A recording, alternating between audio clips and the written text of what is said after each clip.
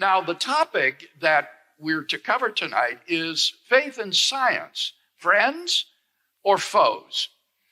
Back in 1896, the president of Cornell University, Andrew Dickson White, published a book entitled A History of the Warfare Between Science and Theology in Christendom.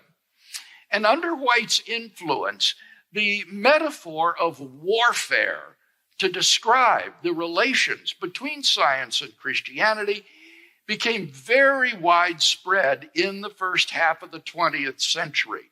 The culturally dominant view, even among Christians, was that science and Christianity are not allies in the search for truth, but rather adversaries.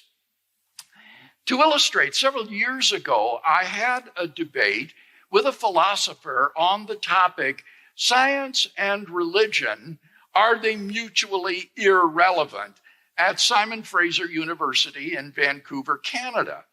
And as I walked onto the campus, I saw that the students sponsoring the debate had advertised it with large banners and posters proclaiming science versus Christianity. The students were perpetuating the same warfare mentality that had been propagated by Andrew Dickson White more than a century before. What has happened, however, is that in the second half of the 20th century, historians and philosophers of science have come to realize that this supposed history of warfare is a fiction. For over 300 years, from the founding of modern science in the 1500s until the end of the 19th century, the relationship between Christianity and science can best be described as an alliance.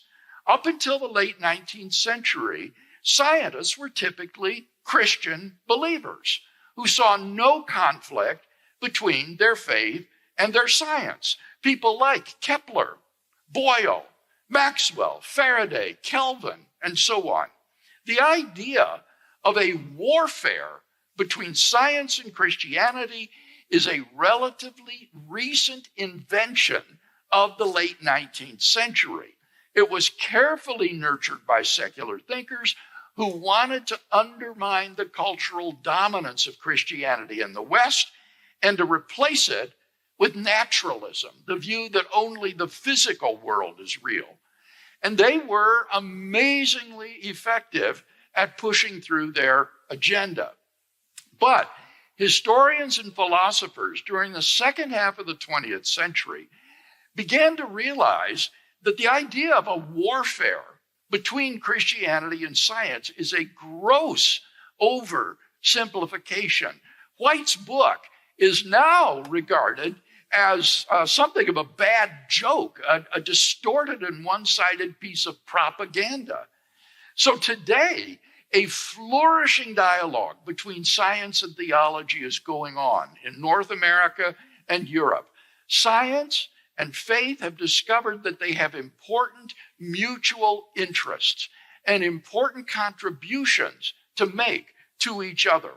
People who don't like this can choose not to participate in the dialogue, but that's not going to shut down the dialogue or render it meaningless.